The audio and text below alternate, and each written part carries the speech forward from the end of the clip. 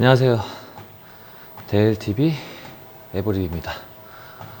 오늘은 유산소 운동을 하다가 갑자기 생각이 나서 영상을 촬영하게 되었습니다. 자, 보통 다이어트를 하실 때 유산소 운동들을 많이 하시잖아요. 근데 대부분들이 이 운동 강도를 설정하는 부분에서 효율성이 좀 떨어지는 방식으로 유산소 운동을 많이 하시는 것 같아서 오늘은 좀 더 같은 시간 운동을 했을 때 체지방을 좀 더 많이 태울 수 있는 유산소 운동 방법에 대해서 설명해 드리도록 할게요. 카메라가 많이 흔들려 가지고 속도를 좀 낮추겠습니다. 자, 우선 유산소 운동이랑 무산소 운동에 대한 구분을 먼저 하셔야 돼요. 근데 대부분들이 아실 때 근력 운동은 무조건 무산소 운동이다, 뭐 러닝머신, 사이클 이런 거는 무조건 유산소 운동이다 라고 구분하시는데, 자, 우리가 체지방 연소를 위해서 혹은 유산소 운동을 다른 목적, 내가 심폐지구력을 향상시키고 싶다거나 그런 건강을 위해서 한다 라고 가정했을 때 구분되어질 수 있는 조건은 뭐냐면, 총 운동한 지속시간, 그 운동의 지속시간이 가장 중요하고, 그 다음에 그 지속시간을 운동하는 그 시간 동안 연속적인 움직임이 계속 나오셔야 돼요. 연속적인 움직임으로 30분, 40분 이상 정도의 내가 운동을 했다 그러면 유산소성 운동을 했다라고 보시면 됩니다. 좀 더 쉽게 설명하자면 내가 러닝머신을 10분 타다가 내려왔다 그런 경우에 유산소 운동을 했다라고 좀 보긴 힘들 것 같고, 반면에 내가 스쿼트를 쉬지 않고 30분 동안 했다 그러면 유산소 운동을 했다라고 보셔야 됩니다. 유산소성 운동이 강한 운동을 내가 30분 동안 운동을 했다, 이렇게 보시면 될 것 같아요. 자, 다음으로 넘어가자면 유산소 운동 강도를 설정하는 부분인데, 7km를 40분 동안 탄다, 6km를 30분 동안 타면 된다, 이렇게 운동하시는 방법은 좀 더 약간 비효율적이라고 보셔야 돼요. 왜냐하면 사람마다 그 같은 속도에서 같은 구간에서 운동하더라도 달라질 수도 있거든요. 자, 우선 우리가 보통 유산소 운동을 할 때 대부분들은 체지방 연소를 위해서 운동을 하시잖아요. 그래서 체지방 연소를 하기 위한 가장 좋은 운동 강도는 대략적으로 한 65%, 한 55에서 65% 정도 강도로 유산소 운동 목표를 설정하시는 게 좋습니다. 자, 이 말이 뭐냐면 일단 심박수를 가정했을 때 최대 심박수를 구한 다음에 그 최대 심박수에서 55에서 65% 정도 되는 강도로 유산소 운동을 목표 설정을 하셔야 돼요. 자, 하나씩 쉽게 알려드리면, 일단 최대 심박수를 구하는 방법은 220에서 현재 나이를 빼신 상태가 최대 심박수가 됩니다.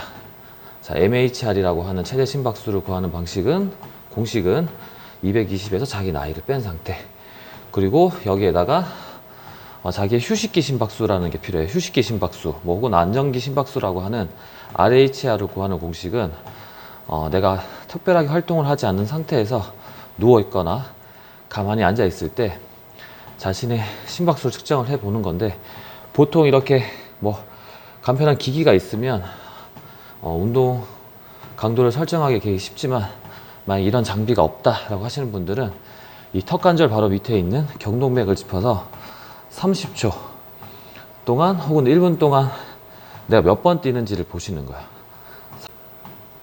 평균적인 사람의 이 휴식기 심박수는 한 60에서 한 80 정도가 된다고 보셔야 될 것 같아요. 이 방법을 최소한 2회 정도를 구하셔가지고 평균치를 구하시면 될 것 같아요. 이렇게 경동맥을 짚어서 몇 번 뛰는지, 1분에 몇 번 뛰는지, 혹은 30초에 몇 번 뛰는지 계산하신 다음에 곱하기 2를 하셔도 됩니다. 자, 이렇게 해서 휴식기 심박수, 안정기 심박수를 구했다고 한다면, 자, 목표 심박수를 설정을 할 때, 앞서 말씀드렸지만 체지방을 가장 효율적으로 태울 수 있는 심박수의 구간은 55에서 65% 강도예요. 그러면 저희가 최대 심박수를 구했고 휴식기 심박수, 안정기 심박수를 구했다라고 한다면 자, 그게 만약에 220에 내가 30세다.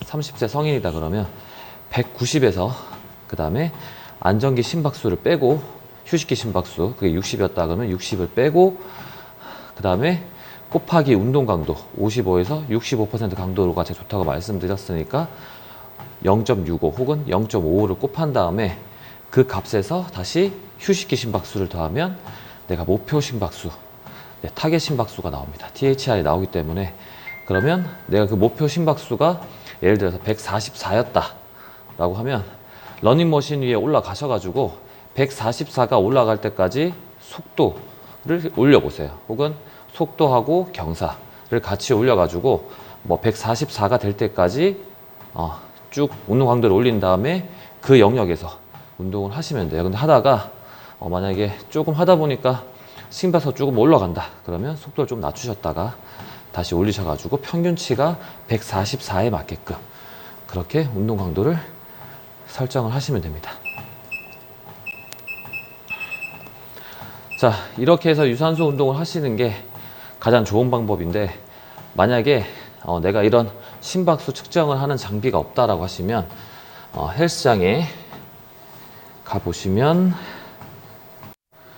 이렇게 심박수가 나오는 장비가 러닝머신마다 다 설치가 돼 있어요. 자, 이런 걸 이용하셔가지고 보통 이런 손잡이 부분에 있는 경우도 있고 이렇게 측면에 있는 경우가 있습니다.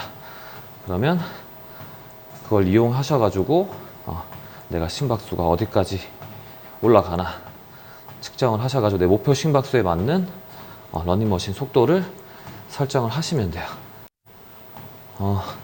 휴식기 심박수 RHR을 구하실 때 일단 가장 좋은 건 식사를 끝나시고 난 2시간 정도 이후의 상태가 가장 좋고 그 다음에 커피나 다른 음료를 마시지 않은 상태에서 측정을 하셔야 좀 더 정확한 값을 구하실 수가 있어요. 그리고 주변 환경이 조금 조용한 상태에서 갑자기 막 시끄러워진다거나 누가 뭐 내 측정을 하는 동안 다른 사람이 말을 시킨다거나 혹은 음악을 틀어놓고 하시면 조금 불안정하게 심박수 측정이 될 수 있기 때문에 집에서 하시는 게 집에서 문 닫아놓고 방에서 하시는 게 가장 좋을 것 같아요.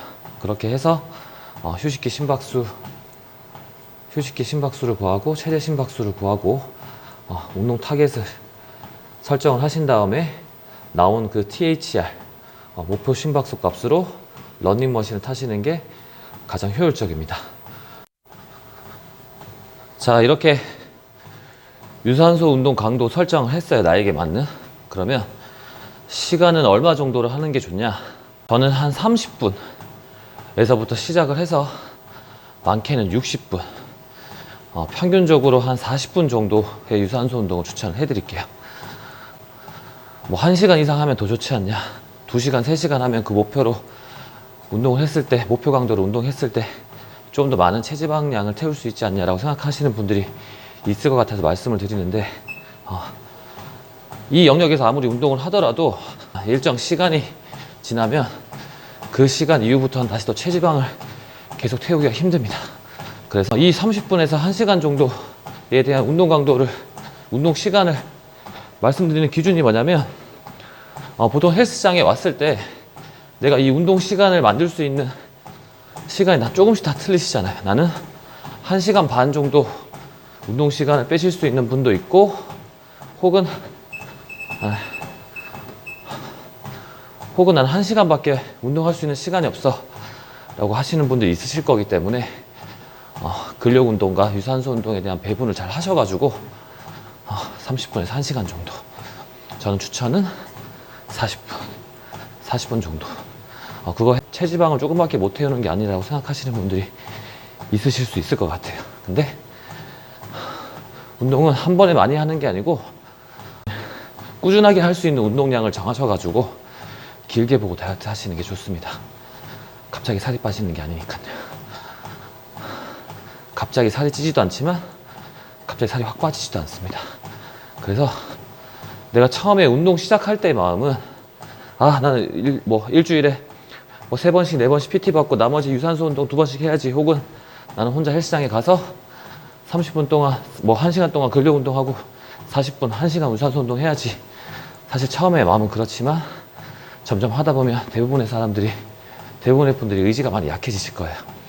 주 3회를 겨우 나가게 되고 주 2회를 겨우 나가게 되다가 귀찮아서 안 가게 되고 재미가 없어지고 그러다 그렇게 하다 보니까 몸의 변화가 적어지고 그러면 가기 싫어지고 가야 되는 한 가지 이유, 그게 가장 중요한데 그것보다 가기 싫은 이유 100가지를 만들어 가지고 계속 헬스장을 멀리 하게 되는 거죠. 그러다 씻으러 가게 되고 어느 날 재등록 문자를 받게 됩니다. 자, 그런 악순환을 막기 위해서는 내가 꾸준하게 할 수 있는 운동 강도를 정해주시는 게 좋아요. 그렇다고 해서 헬스장에 와서 10분만 유산소 운동하고 가야지 라는 건 아니기 때문에 최소 유산소 운동 시간을 30분에서 40분 정도 하시길 추천을 해드리는 겁니다. 결론은 뭐냐면 무조건 6kg에서 몇 분 타면 된다가 아니고 내 현재 상태에 고려를 해가지고 현재 상태를 고려를 해서 목표 심박수를 정해서 유산소 운동하는 것이 체지방 용소에 좀 더 효과적이다 라고 보시면 될 것 같습니다. 자, 나는 이렇게 하는 게 너무 귀찮다 라고 하시는 분들은 이런 방법을 추천해 드릴게요. 그냥 유산소 운동 40분 이런 식으로 하시면은 그때그때마다 운동 강도가 달라지기 때문에 목표 칼로리 혹은 목표 운동 거리를 정해 주셔야 돼요. 그래서 내가 40분 동안 150칼로리를 태우겠다 라는 운동 목표를 설정하시고 그 시간 안에 그 칼로리를 태우기 위해서 운동을 하시는 거예요. 근데 저는 기본적으로 유산소 운동을 하실 때 체지방 연소를 위해서 운동하시는 분이다 라고 하시면 뛰지 않기를 권해드릴게요. 뛰지 말고 속도하고 경사를 가지고 운동 강도 설정하시길 추천을 해드립니다. 그렇게 해보시면 될 것 같아요. 그래서 40분 동안 내가 150칼로리를 설정을 하고 운동을 하다가 내가 해보니까 조금 더 돼. 40분 동안 내 170칼로리도 할 수 있어 라고 하시면 다시 40분 동안 150이 아닌 160, 170칼로리 태우기. 자, 이렇게 목표를 상향하셔가지고 유산소 운동을 하셔야 우리가 타깃으로 하는 그 영역에서 계속 체지방을 효율적으로 태울 수 있는 그 구간에서 유산소 운동을 하실 수 있습니다. 자, 다이어트 할 때 가장 좋은 방법은 뭐냐면 이렇게 효율적으로 유산소 운동을 하시고 내 운동 강도에 맞는 근력 운동을 하시는 것도 중요한데 식이요법을 잘 하셔야 돼요. 식이요법. 절대로 내가 폭식을 했을 때, 과식을 했을 때 내가 먹은 만큼 운동하겠다라는 그런 위험한 생각을 하시면 안 돼요. 유산소 운동을 지금 해보시면 알겠지만 1시간에 300칼로리를 태운다는 게 그렇게 만만하지가 않거든요. 자, 300칼로리.